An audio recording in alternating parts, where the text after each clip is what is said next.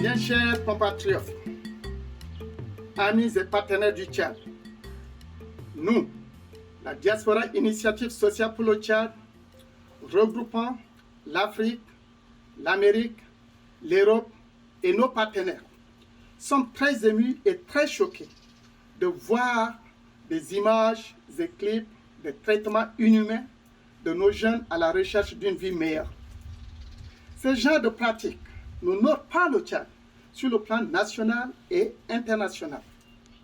Voulant faire partie des solutions du problème, la Diaspora Initiative Sociale pour le Tchad nous invite à attentivement suivre les témoignages des victimes et des réactions des intervenants.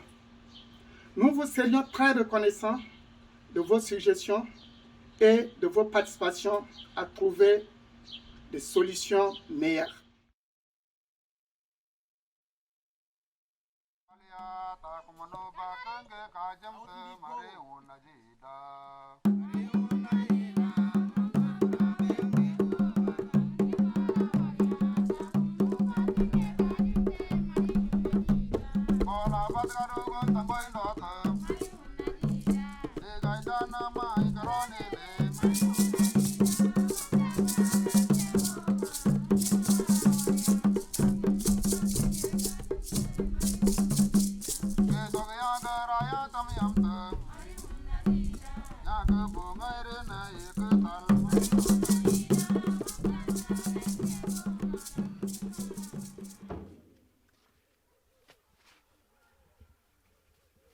Je m'appelle Otoy Madi. Je vis dans un village dans le canton de Péni, département du Mandou, au Tchad. J'ai 18 ans. Je ne vais plus à l'école depuis quelques années. J'ai arrêté ma classe en 5e parce que mes parents ne pouvaient plus continuer à prendre en charge ma scolarité.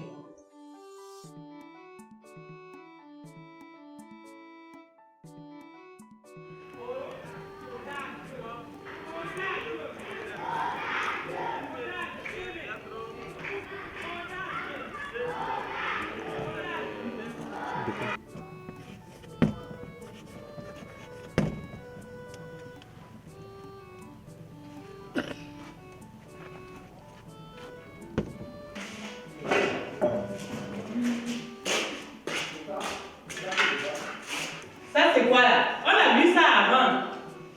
C'est pas aujourd'hui. Comment on lit ça?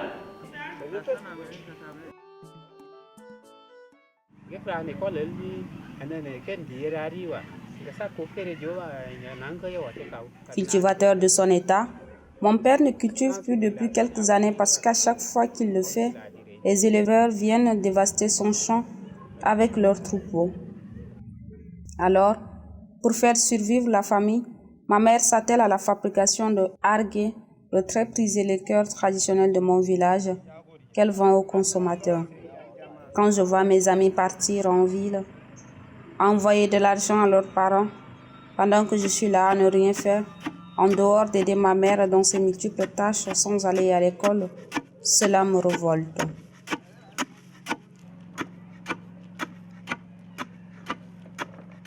Jeni jengen dorgta bu jen dorba mar jeg ke kuldang den sejela ba jendi ke bet atnde village yeti atnde no village yeto awul dango jen doro ban kulu ndorn sejeto aden kulen tel ngen dorgo nge kuldago to ba lun dor ye jeg ye jen dorgen en den ndorn sejo gotu goguba tel awun mang yang kulietni korog sundag batag biag mang yang tu abu na son ko tu awor na sidwa nge konveg en aran saria gangan nya deti kar ke pe na de ke ngen dorne ke tanya useba e a da na gat tit ke yak en dogo na tit da na gat jus ga is ba e adn mote gusi igangu dubu kutuba din dubu keri rei ganga bujo adin kuso etani ba duma ngonen da no de na dinna nen tap ngaine not na boye dum a boye dum ne dum kindi wild adum de boutique ko kara kule ye gogo ai to go ya gat ma ai tan ya sai pa tit ne nusun kan ma de kere go kule ai na ngau ne na je ge kul da kun din mangin ndor ba mangusun ko adi ndim dilada kan mangonda mamau jami'an ke sarwa mau dai domin ga tam da musa o mau ngan ku ti de ke an ngai ba jang kili watata ndogonya ku sama dengan ga sun o ngo nam sa ka man don tum bo wadum tuna gus pas muran buru ke bo al mau ke ti da mo yam tu arab gure bogun mangam so dan gan gitu ndeli set mingere ana kadnya kum sa do ku to ni al mad mangi ga kom usun ba ai bara ba de min sen ne je tu ku to roji al jere jisni da jere kum bando donc ndo jere kum be da jera ba hadu ne je tu ku ka wo me je har ngan je sinang da re je ndo lu jingelu je ndo to dangan ji da ai ko problem ka da ai lo krang tal ne lo ka jingel lo ka je ndo da go to da jo ja problem ne ja problem da e pilla jis be par da ra du nganji da ayo tili ai ne tili ai rai ne be kat sina ngai nde wa ba ne re no ti pami jo donc ne no ra nganji da altaji e ki ni ota wa peni par ne ka ara ku kadu ni bawe go to mi ngaram go to par ot ba aw njamina bon autant ka wa njamina khalas da ni rankara go to i ba de ku salme i ba on ne le ne dare ngende par awa njamina. Récemment, j'ai reçu une photo de ma cousine Dilma dit partie à N'Djamena il y a de cela 1 an pour travailler. Elle est toute rayonnante et belle. Elle fait la fierté de ses parents. Elle leur envoie de l'argent et des cadeaux. Elle me dit de la rejoindre à N'Djamena et depuis lors, je ne pense qu'à ça. Mon père est catégorique à l'idée de partir. Mais ma décision est prise. Je partirai à N'Djamena avec ou sans son accord. Je quitterai un matin pendant qu'ils dorment un jour du marché de notre village et je partirai moi aussi pour la grande ville tenter ma chance.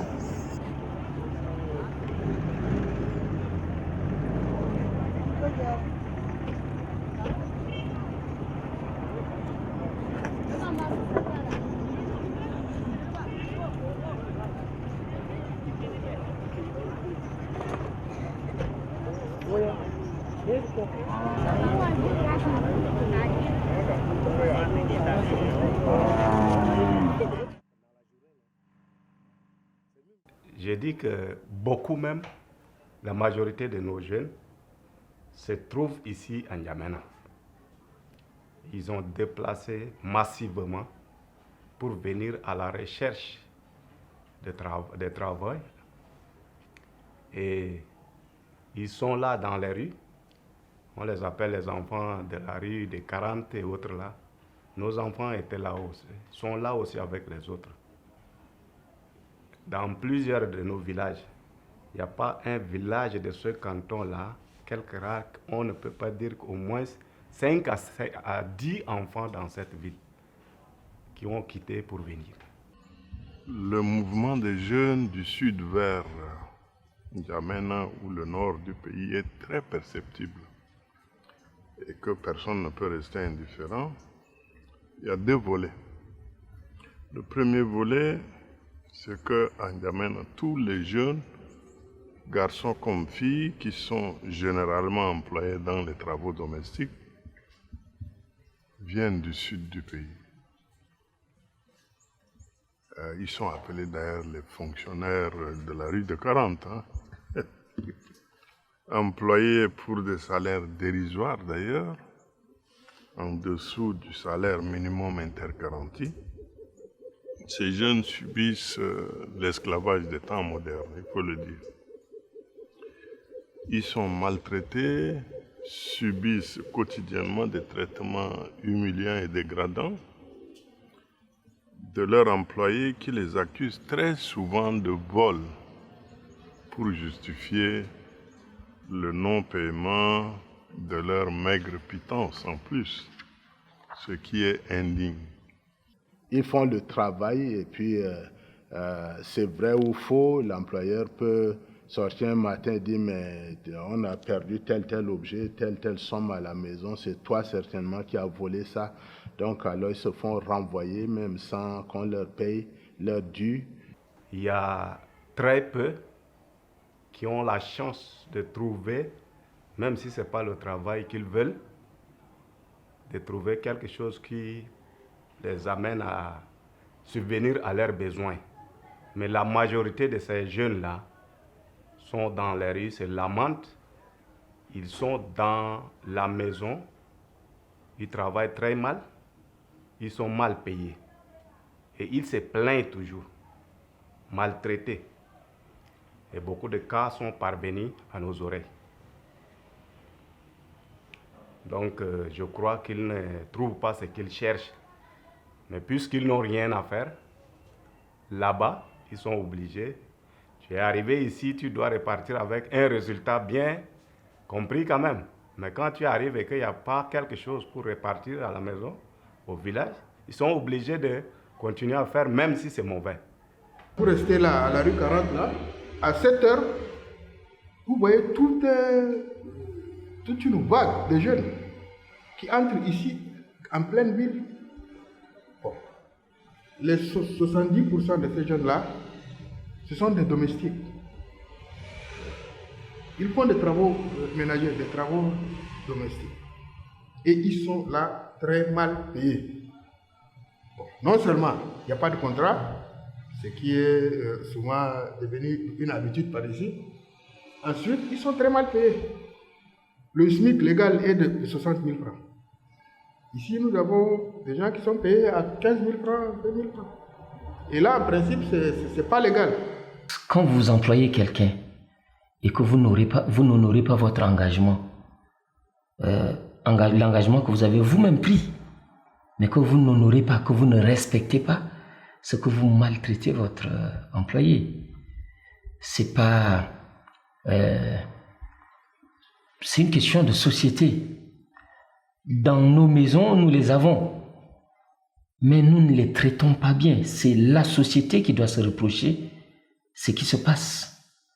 Ils sont des milliers dans la ville de N'Djamena.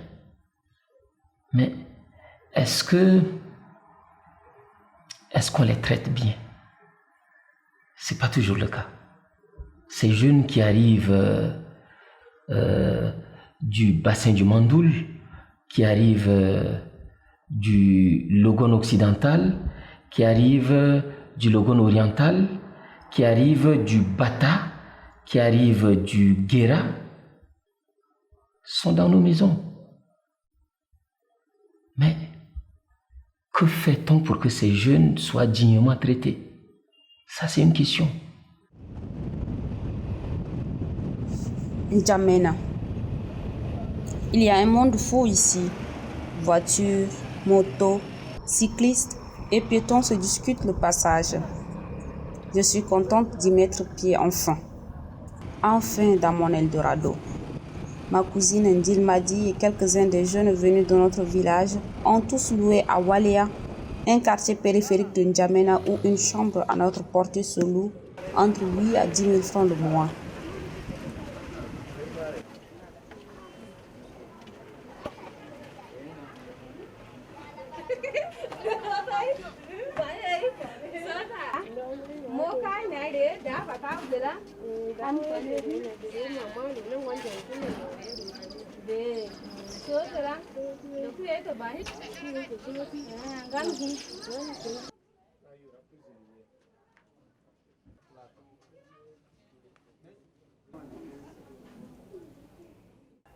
On a traité en février ici un cas qui est écœurant. Les enfants ont quitté le village pour venir ici à N'Djamena, ne connaissant pas N'Djamena même. Mais arrivé ici, 2 semaines plus tard, ils se retrouvent dans le bus vers le nord. On les amène On leur dit qu'on vient vous donner un travail au jardin ici tout près. Quand on les a ramassés, c'est direction le nord pour le travail de l'or.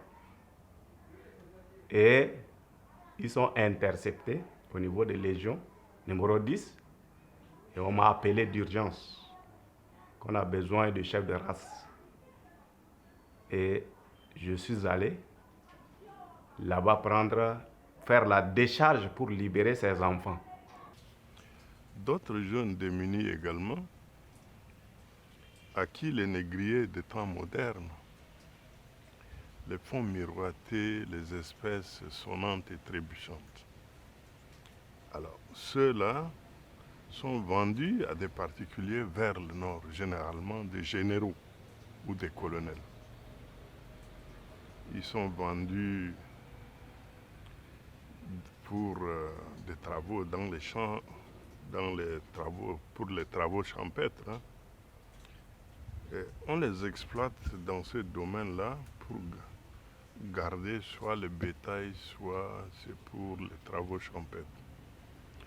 On trompe ces jeunes avec soit 60, 70 000 francs du salaire qu'on leur fait miroiter. On puisse, un véhicule les convoie directement vers le nord. Et ces jeunes travaillent dur. Des fois, même la destination où ils vont là, on ne leur dit pas exactement, on leur cache soigneusement. On vous dit vous allez à Béché parce qu'il y a des travaux comme ça, ou bien vous allez pour des travaux, je ne sais pas, de l'or au BET. Et puis quand vous arrivez des fois, on vous amène là où ils veulent. Ils travaillent dur. Et quand ils ont soif, on les réveille à 2h, 3h du matin pour les taper. Et pour les taper, on les fait travailler le ventre creux. Hein. Ensuite, pour s'abreuver, il faut qu'ils viennent dans des eaux usées ou les eaux boueuses, là où les bétails boit aussi pour s'altérer là-bas. Alors vous me direz, est-ce que c'est humain? Nous sommes dans un système esclavagiste complètement. Il y a encore plus grave. Il y en a qui sont tout simplement transportés dans des endroits où ils n'ont plus la possibilité de revenir. Et c'est quasiment l'esclavage dans le monde moderne. Ici chez nous au Tchad, ce phénomène est là et il est très aigu. Nous avions envoyé des missions quelque part parce qu'on a intercepté des jeunes. On les a aidés à venir vers ici parce qu'ils ont été ramassés au parc par un individu véreux qui les a envoyés là-bas et les patrons les prennent, ils ne les payent même pas. C'est à peine s'ils leur donnent à manger. Ils sont là derrière les chameaux, c'est tout.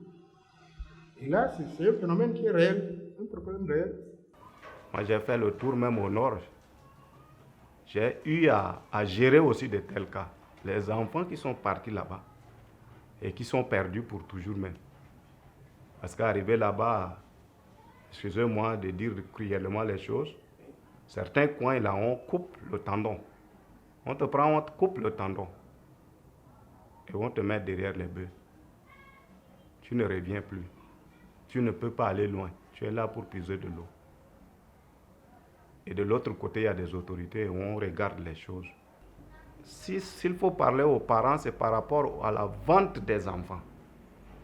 À la vente des enfants. Il y a des parents qui vendent leurs enfants dans les mains des éleveurs ou en commun accord avec le chef de canton.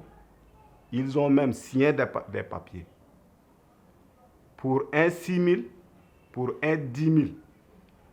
Et l'enfant qui va là-bas, quel est son sort? Que son parent pense un peu à cela. Il nous a été donné de constater que pour 60% des cas, les jeunes qui sont enrôlés et qui sont quasiment transformés comme esclaves, envoyés à l'est du pays ou au nord du pays, on trouve que dans leur cheminement, là où ils avaient été pris, le type qui les a enrôlés, tout ça là, on trouve que quelquefois, dans 60% des cas, les parents sont complices. Et ils vendent pratiquement leurs enfants. Alors ces gens-là, pour nous, ils encourent les mêmes peines que les bourreaux.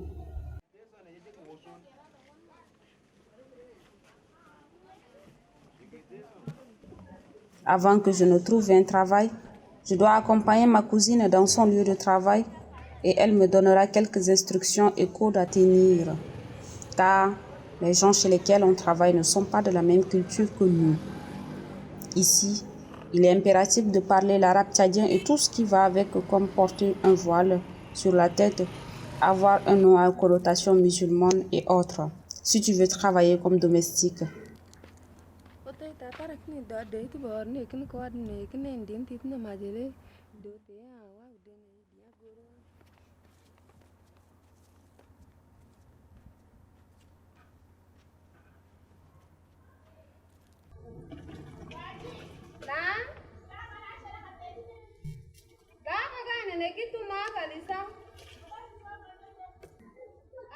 Ma cousine Indil m'a dit, ce nom ici Fatih. Je dois aussi me trouver un nom.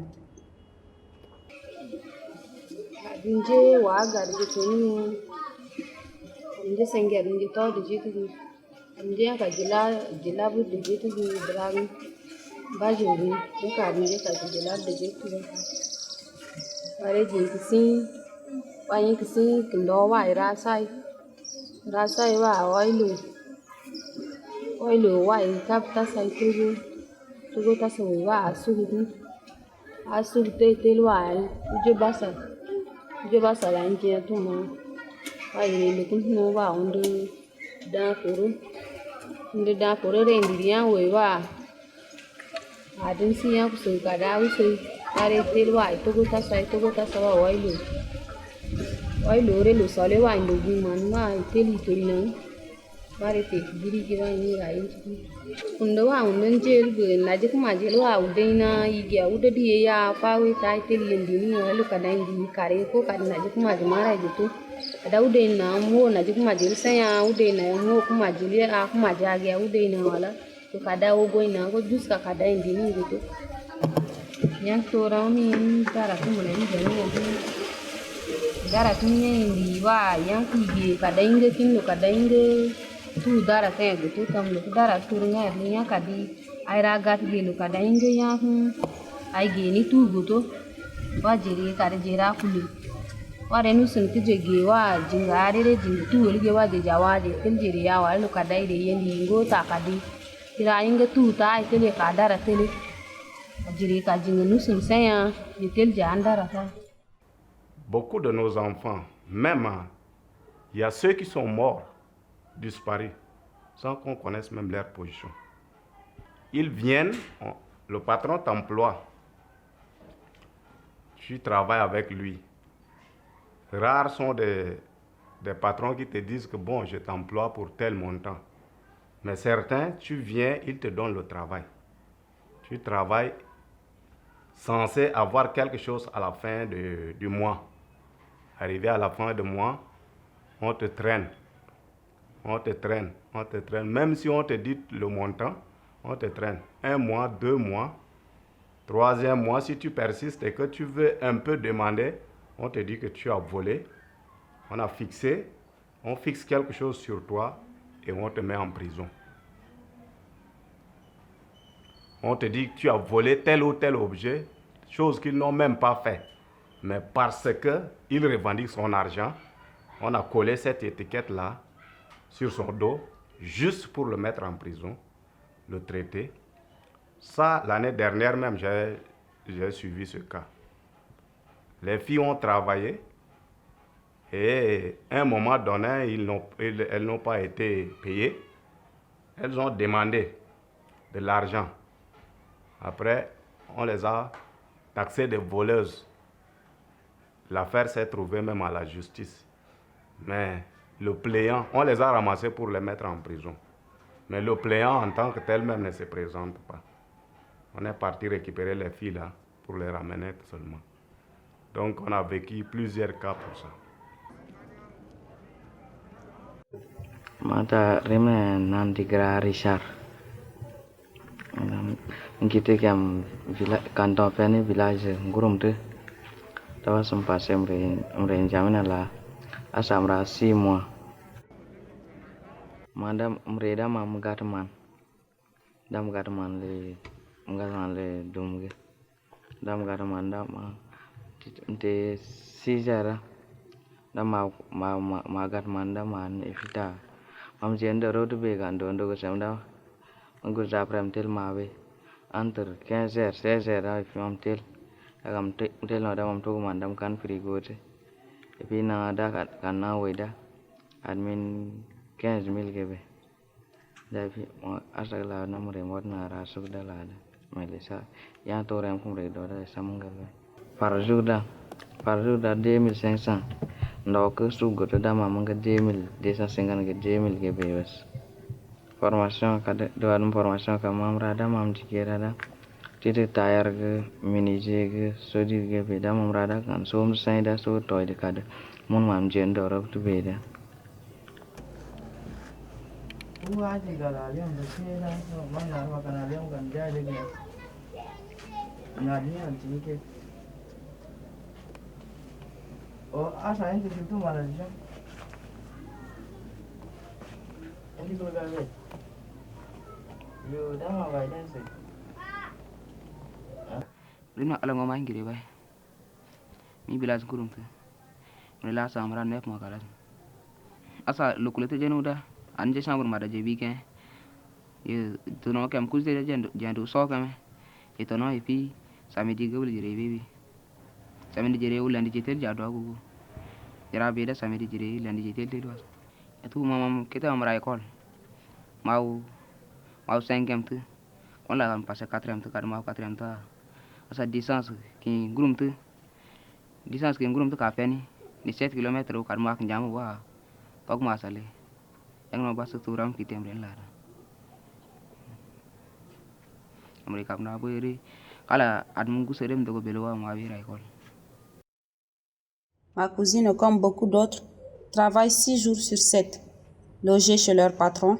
Ils travaillent du lundi à samedi, de 6 heures au coucher des patrons. Ils rentrent chez eux le samedi soir et reprennent le lundi.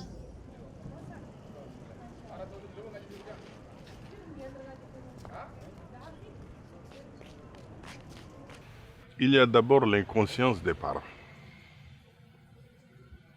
Il y a la pauvreté. Donc les parents pauvres là, quand ils ont faim, ils n'ont ni bétail, ni quoi, parce que même dans les champs, on met les bœufs qui broutent tout. Donc vous n'avez pas de récolte. Vous êtes mains liées et vous êtes obligés des fois de coopérer avec le diable pour dire, mais nos enfants, au moins, il faut qu'ils aillent chercher quelque chose quelque part. Et on les envoie. On dit, vas-y te débrouiller, parce que la vie est impossible dans le pays. Nous avons passé du temps dans les maisons avec toute une équipe d'enquêteurs pour voir leur vécu et pour voir le mouvement pendulaire qu'ils font entre ces maisons et leur domicile, là où ils se replient, souvent à la périphérie de N'Djamena. C'est pas facile. Il suffit de vous mettre par exemple sur la zone des échangeurs pour les voir venir des périphéries de la ville de N'Djamena vers le centre-ville le matin. Ça fait peur, c'est une masse humaine importante. Mais autour de 8 heures, ces jeunes se trouvent déjà dans les maisons, en train de travailler. Et ils travaillent d'arrache-pied pour que les hommes et les femmes et leurs enfants mangent bien, s'habillent bien et que leur maison soit bien tenue. Mais en retour, qu'est-ce qu'ils ont? C'est à peine une miette comme pitance. Ce que j'appelle miette, c'est un bout de repas. c'est juste de quoi se couvrir le corps. Et à la fin du mois, pour la plupart, ils ne sont pas bien payés. Je vous assure, ils ne sont pas bien payés. Et c'est ce qui fait, qui devrait lancer un appel de cœur à ceux qui utilisent ces jeunes-là. Moi, je vous donnerai simplement l'exemple de mon fils qui est là. D'ailleurs, je vais vous le présenter. C'est malheureux, mais je vous dis, je me suis bagarré avec ceux qui l'ont pris là-bas. Ils disent qu'ils l'ont acheté avec une autre. Je tais le nom pour... voilà. Et ce garçon-là, il a travaillé dur dans le quartier là-bas. Il était tout jeune.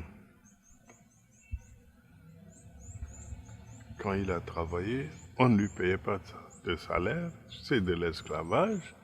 Il ne dormait pas toute la nuit avec la fille en question. Ils sont deux. Et ils ont réussi à s'évader. On m'en a parlé. Et puis je suis allé les récupérer. Aujourd'hui, ils n'ont jamais été à l'école. Aujourd'hui, je les ai inscrits à l'école. Le garçon a eu sa licence. Il est là. La fille est en train de préparer aussi une licence. Et donc, des brillants gars comme ça, on allait bousiller la vie. On était deux avec ma soeur. On n'était même pas allé à l'école. Du moment où il nous a récupérés, il nous a inscrits à l'école. Aujourd'hui, j'ai ma licence. Et la soeur est en train de préparer aussi sa licence. J'aimerais pas beaucoup revenir sur ce que j'ai enduré. Au moment où j'étais avec des gars qui nous ont dit ils nous ont acheté. On dort. Oui, depuis le village. Ils nous ont emmenés ici, on ne dormait même pas. C'est chaque jour vous travaillez. Vous n'avez pas du repos. À cet âge-là, j'étais encore très petit, mais je retenais encore. J'avais 10 ans. Un matin, il y a ma soeur là où le bailleur l'a envoyé au marché. Au retour, la bailleur a dit que voilà, elle n'a pas bien fait le marché, qu'elle a essayé d'utiliser son argent pour d'autres choses. Et elle commençait à taper sur la fille. Donc la fille s'est évadée. Et il y avait une dame à côté qui a suivi la scène. Donc elle a cherché, elle a demandé est-ce que la fille a ses parents ici dans la ville. Donc la fille a dit qu'elle n'a pas de parents. C'était comme ça, ils ont répondu, papa a écouté la nouvelle et ils nous ont emmenés. Ils ont d'abord récupéré, il a d'abord récupéré la fille et moi après, il est allé pour me récupérer, c'était encore un autre bagarre. Il s'est battu pour pouvoir me récupérer. Et je dis merci pour ce qu'il a fait. Je sais qu'il ne va pas s'arrêter, il continue toujours pour ceux qui sont restés encore. Le témoignage que j'écoute sur quelques-uns, c'est que après il y a un accroc, un choc entre eux et leurs employeurs, soit pour leur mauvais comportement eux-mêmes, ou bien pour un abus, surtout pour les filles. Et elles font le travail, mais quelquefois elles sont convoitées par les jeunes à la maison où ils travaillent. Et puis au lieu que ce soit le travail, c'est des abus sexuels qui peuvent les mettre en mal avec la maîtresse de la maison. Pour peu qu'il y ait ces problèmes, on les renvoie ou on ne leur paye pas leur dû et elles se plaignent. Quelquefois, ça arrive au commissariat. Un témoignage que j'ai écouté un peu, c'est que la fille qui est là en train de travailler a eu des problèmes avec sa maîtresse. Elle a giflé sa maîtresse. Elle s'est défendue. La maîtresse l'a giflé, elle a répliqué. Alors comme ça peut même arriver à mort d'homme. Et on peut écouter des choses sales de ce côté-là, beaucoup. Dans l'exercice de ses fonctions, ma cousine m'a confié qu'elle a déjà avorté une fois. Et j'ai très vite compris qu'il ne s'agit pas seulement des travaux ménagers, mais aussi de satisfaire la libido de nos patrons ou de leurs enfants.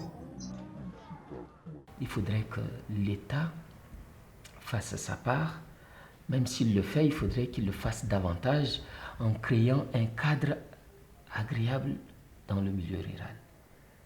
Ce cadre agréable, c'est encourager les jeunes en leur donnant des petits crédits agricoles, en les aidant à écouler le produit de leur agriculture, c'est-à-dire leur activité principale. Si les jeunes qui font du sésame le vendent bien, ils ne peuvent que rester au village.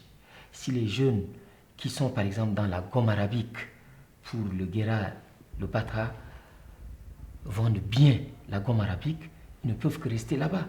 Si les jeunes qui sont dans le mandoul, le logon oriental et le logon occidental vendent bien le sésame, l'arachide, vendent bien le mil, vendent bien les mangues et tous ces produits issus de l'agriculture, ils ne peuvent que rester là-bas. Et ici en ville, si les gens emploient ces jeunes, il faudrait qu'ils les emploient sur la base d'un certain nombre de contrats respectables et dignes. Même si on ne peut pas donner le SMIC fixé par l'État, qui est autour de 60 000, il faut donner quelque chose de raisonnablement digne. Une semaine plus tard, je décroche mon premier travail de domestique chez un colonel. Aujourd'hui, c'est mon premier jour de travail. Dans mon contrat verbal, je dois m'occuper de la cuisine, la lessive, le nettoyage, l'entretien des enfants et autres pour 15 000 francs le mois. Et à présent, je m'appelle Hawa. Hey, Dolia. Asmai. Hey, Jamil. Ingat. Sini kamera. Sini kamera. Oh, voilà. Voilà, ainsi commence mon histoire en ville. Mes amis qui me suivent depuis le village avec leurs caméras savent déjà ce que je vais endurer, mais ne peuvent plus me filmer. Le Tchad, là, il faut comprendre que ce n'est pas un état de droit. Une partie du pays est complètement négligée. À la limite, on peut parler de l'esclavage. Bonjour, chers téléspectateurs. Vous venez de suivre les témoignages poignants des victimes, de leurs proches et des représentants de diverses organisations concernant la situation de maltraitance des jeunes travailleurs domestiques au Tchad. Le diagnostic a été posé. Il y ressort clairement que tout le monde a une part de responsabilité devant cette situation. Il y a d'abord nos autorités qui, de par leur défaillance en matière de gouvernance et de développement, n'ont pu rien faire dans ces localités, poussant les jeunes à l'exode rural. Nous avons aussi les employeurs en question et les réseaux de trafiquants d'êtres humains qui sont en réalité des bourreaux de ces victimes. Il y a aussi les parents qui, pour une raison ou une autre, ont choisi de laisser partir leurs enfants.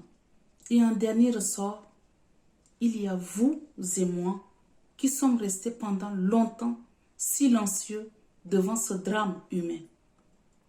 Ces jeunes méritent d'être écoutés et accompagnés dans leur démarche de recherche d'une vie meilleure. C'est pourquoi notre ONG Diaspora Initiative Sociale Tchad s'est donné comme mission d'accompagner ces jeunes dans la revendication de leurs droits de travailleurs et aussi dans la mise en œuvre des projets concrets pour les aider. Si vous voulez contribuer d'une manière ou d'une autre à cette noble cause, vous pouvez nous contacter au numéro qui s'affiche à l'écran. Sachant que nous sommes tous coupables à un certain degré. Nous devons agir maintenant. Sinon, c'est le tribunal de l'histoire qui nous condamnera tous. Je vous remercie.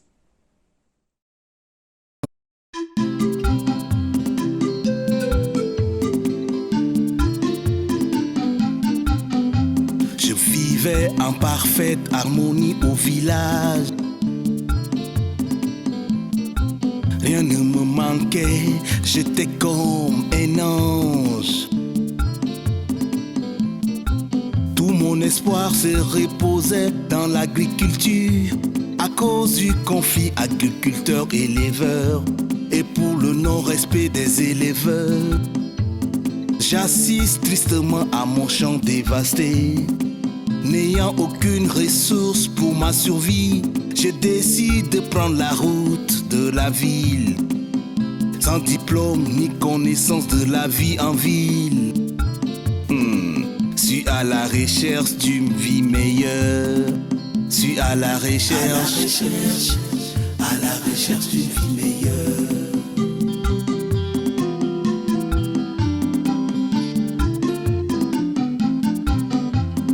Nouvelle donne, nouvelle vie, à la recherche du travail, à la sueur de ton front que tu mangeras, dit-on. Je débouche du boulot en tant que domestique. Ce boulot sans fin est si pénible, employé pour un salaire dérisoire.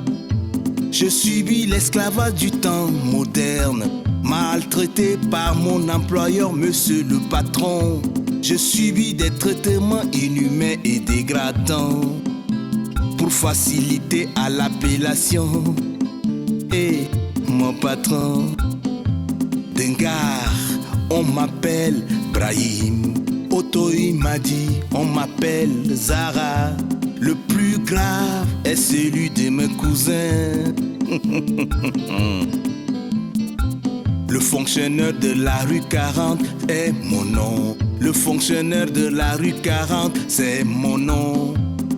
Voilà mon gain, suis à la recherche. À la recherche, à la recherche d'une vie meilleure. Laura école couteau, l'ondor couteau. À la recherche d'une vie meilleure. Mria saba mga semba mlan matngem atenta. À la recherche d'une vie meilleure. L'impossibilité de continuer mes études.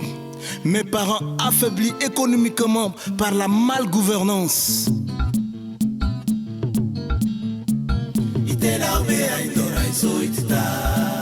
Auto imagile, nga koma. Iningar, balaba barina boiwa. Rick Rangi, il fonctionnaire, rue 40, Bokoma Itel. Auto imagile, nga koma. Itela ube